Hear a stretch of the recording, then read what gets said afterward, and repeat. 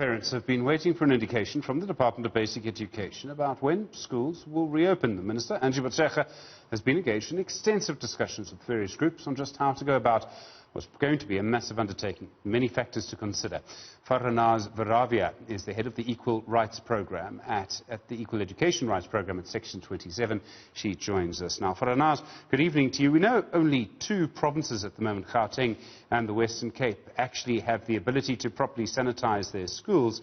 This means there's a huge amount of work to be done before anyone can go back. Yes. Sorry, I think I've lost you. Can you hear me? Yes, we can, very clearly. I was saying it seems that schools are going to have a lot of work to do. Yes, I think schools are going to have a lot of work to do, but I also think that we need to look at what is necessary for schools to be safe and for issues of hygiene and social distancing to be dealt with. We have made various guidelines available to the public in the last 24 hours. The one is the WHO guidelines, and the other one is the College of Medicine guidelines in South Africa. And these set out what the essentials are to ensure that schools are safe from the hygiene perspective and a social distancing perspective. So I know that one of the issues in the provinces has been the procurement and the delivery of PPE. Now that is essential according to the latest science.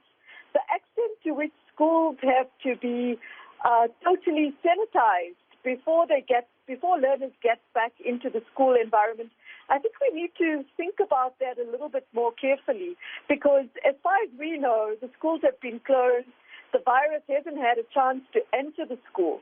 Once learners are in school every single day, it will be more important to ensure that surfaces that learners and teachers have touched, doorknobs, and all of those things are properly sanitized. So we have to distinguish what is essential for safety and what is not essential for safety. And in that sense, we have to look at the latest science, and we have made those guidelines available for parents to scrutinize, teachers to scrutinize, learners to scrutinize, so that we feel less anxious about what is happening right now. I mean, in many communities in this country, if the schools go back, that's really the end of the lockdown. The community is based around the school. In other words, what happens to schools happens to the lockdown. Again, I think we have to look at what the scientists are saying there and what is being said. And it's not conclusive. But what is being said is that in schools, or the rate at which infections, or the extent to which the spread, going back to school, manages the infection is marginal, because children are less likely to get sick than adults. What is less clear are the rates of transmission. So that is the thinking behind it.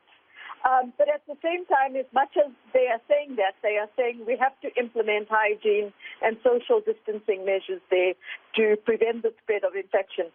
So we are living in this very uncertain space where they say that going back to school is slightly different from the kind of social distancing that you'll see, for example, in restaurants and bars, where you see gatherings of adults who are more likely to transmit.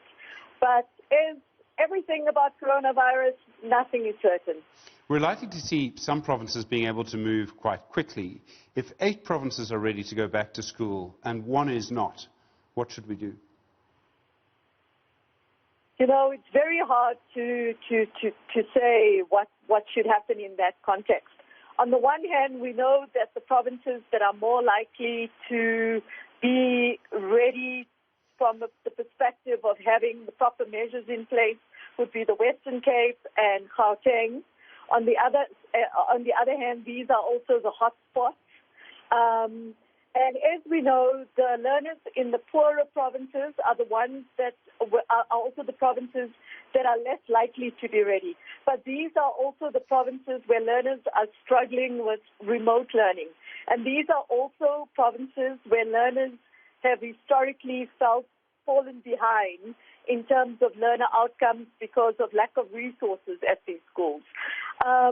So as is always the case, and especially in times of crisis, it is the most poor and the most marginalized that fall behind. So we have to take all these factors into consideration. Faranaaz Veriava, thank you very much indeed, head of the Equal Education Rights Programme at Section 27.